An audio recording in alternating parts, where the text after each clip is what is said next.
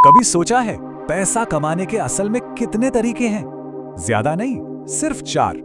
आज हम the cash flow quadrant किताब से एक बहुत ही पावरफुल फ्रेमवर्क को समझने वाले हैं जो ये बताता है कि लोग किस रास्ते पर हैं और फाइनेंशियल फ्रीडम का असली रास्ता कौन सा है। चलिए एक बड़े ही हैरान करने वाले सवाल से शुरू करते हैं। ऐसा क्यों होता है कि यूनिवर्सिटी के सबसे तेज, सबसे होशियार ग्रेजुएट्स अपनी पूरी जिंदगी उन लोगों के लिए काम करते हैं जो कॉलेज भी पूरा नहीं कर पाए? ये एक ऐसा सवाल है जो हमें करियर और पैसे के बारे में सिखाई गई हर चीज पर दोबारा सोचने पर मजबूर कर देता है। अच्छा, इस पहेली को सुलझाने के लिए एक बहुत ही सिंपल सी कहानी सुनते हैं। ये कहानी है पाइपलाइन और बाल्टियों की, और यकीन मानिए ये हमारी सोच को हमेशा के लिए बदल सकती है। ये है एड। अब एड की जिंदगी बड़ी सीधी सादी है। वो हर दिन मेहनत करता है, अपने गांव तक पानी की बाल्टियां ढोता है और उसे हर बाल्टी के पैसे मिलते हैं। मतलब ज्यादा पैसा चाहिए तो ज्यादा बाल्टियां ढोनी पड़ेंगी, और अगर बीमार पड़ गए या छुट्टी ले ली तो आमदनी भी बंद। और अब मिलिए बिल से। बिल भी पानी पहुंचाता है, लेकिन उसका तरीका एकदम अलग है। वो बाल्टियां ढोने के बजाय अपना समय और मेहनत एक पाइपलाइन बनाने में लगाता है। शुरुआत में तो ये बहुत मुश्किल काम है, कोई पैसा भी नहीं आता। लेकिन जरा सोचिए, एक बार पाइपलाइन बन गई तो पानी अपने आप बहता है 24/7, बिल चाहे काम करे या ना करे। तो यहाँ पर दो बिल्कुल अलग सोच हैं, दो अलग फिलॉसफी हैं। एक तरफ एड जो बाल्टी ढो रहा है, वो पैसे के लिए अपनी जिंदगी के घंटे बेच रहा है, वो एक हैमस्टर व्हील पर दौड़ रहा है।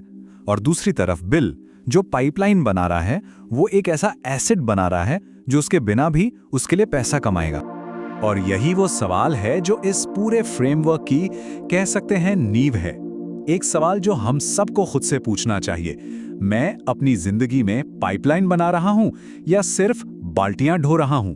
इसका जवाब ही किसी के फाइनेंशियल फ्यूचर की दिशा तय करेगा। ठीक है, तो आगे हम क्या क्या देखने वाले हैं। सबसे पहले समझेंगे कि ये कैश फ्लो क्वाड्रेंट है क्या, फिर इसके लेफ्ट और राइट साइड में क्या फर्क है, अपनी सोच को कैसे बदलना है, और हाँ, कुछ छोटे छोटे पहले कदम जो कोई भी उठा सकता है। तो चलिए अब आते हैं कैश फ्लो क्वाड्रेंट पर। इसे ऐसे समझिए कि ये फाइनेंशियल फ्रीडम तक पहुंचने का एक नक्शा है। ये हमें दिखाता है कि दुनिया में हर इंसान अपनी इनकम कैसे जनरेट करता है। ये रहा वो नक्शा। E, S, B और I, ये 4 अक्षर ही वो 4 अलग अलग तरीके हैं जिनसे लोग पैसा कमाते हैं। हो सकता है कोई एक से ज्यादा क्वाड्रेंट में हो, लेकिन जहां से भी किसी की ज्यादातर इनकम आती है, वही उसकी सोच को, उसकी मानसिकता को तय करता है। अब इस क्वाड्रेंट के 2 हिस्से हैं और दोनों एक दूसरे से बिल्कुल अलग हैं।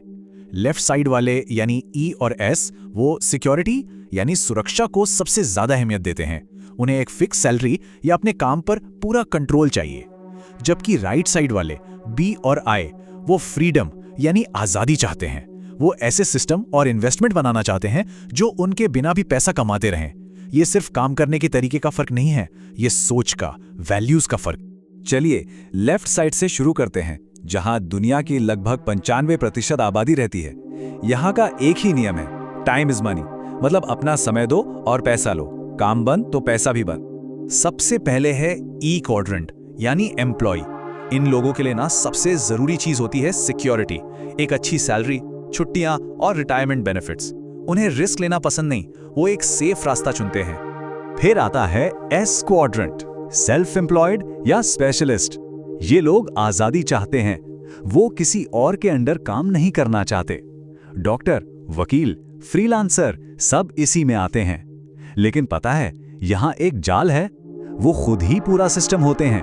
अगर वो छुट्टी पर चले गए तो दुकान भी बंद, कमाई भी बंद। मतलब उनकी कामयाबी ही उन्हें और ज्यादा बिजी बना देती है। अब चलते हैं क्वाड्रेंट के राइट साइड पर, और यहां खेल के सारे नियम बदल जाते हैं। यहां का मंत्र पैसे के लिए काम करना नहीं, बल्कि पैसे से अपने लिए काम करवाना है। बी क्वाड्रेंट है बिजनेस ओनर का, एक एस के उलट जो खुद ही सिस्टम होता है। एक बी ऐसा सिस्टम बनाता है जिसमें लोग काम करते हैं। उनका तो सीधा सा फंडा है, जो काम मैं कर सकता हूं उसे करने के लिए किसी ऐसे को क्यों ना रखूं जो शायद मुझसे भी बेहतर कर सके। वो सिस्टम और टीम बनाने के मास्टर होते हैं। और आखिर में आता है आई क्वाड्रेंट, इन्वेस्टर। कह सकते हैं कि ये फाइनेंशियल फ्रीडम की सबसे ऊंची मंजिल है। यहाँ तो पैसा ही आपका एम्प्लॉय है।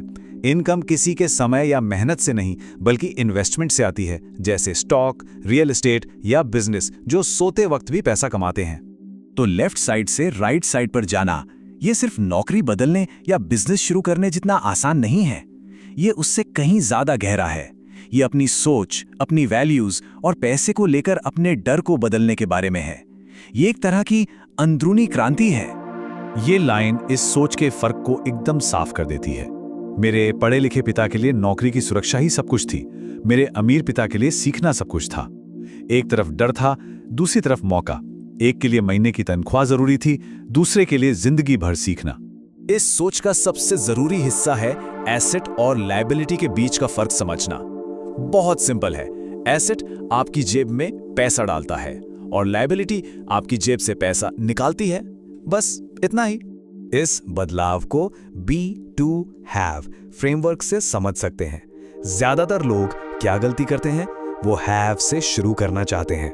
मतलब उन्हें एक सफल बिजनेस चाहिए, फिर वो डू यानी काम करते हैं और उम्मीद करते हैं कि वो बी यानी एक बिजनेस ओनर बन जाएंगे। लेकिन ये तरीका उल्टा है। पहले एक इन्वेस्टर या बिजनेस ओनर की तरह सोचना पड़ता है, बी, फिर उस सोच से एक्शन लेने पड़ते हैं, डू, और तब जाकर वो नतीजे मिलते हैं जो चाहिए, है। और एक बात याद रखिए, लेफ्ट साइड वाला इंसान हारने से बहुत डरता है। एक गलती का मतलब शायद नौकरी चले जाना हो सकता है। लेकिन राइट साइड का माइंडसेट बिल्कुल अलग है। यहां माना जाता है कि जीतने वाले हारने से नहीं डरते, क्योंकि हारना तो कामयाबी के सफर का हिस्सा है। हर नाकामी एक सबक है जो सफलता के और करीब ले जाती है। ठीक है, तो थ्योरी तो बहुत हो गई, अब असल बात पर आते हैं कि किया क्या जाए। चलिए कुछ छोटे छोटे प्रैक्टिकल स्टेप्स देखते हैं जिन्हें कोई भी आज से ही शुरू कर सकता है।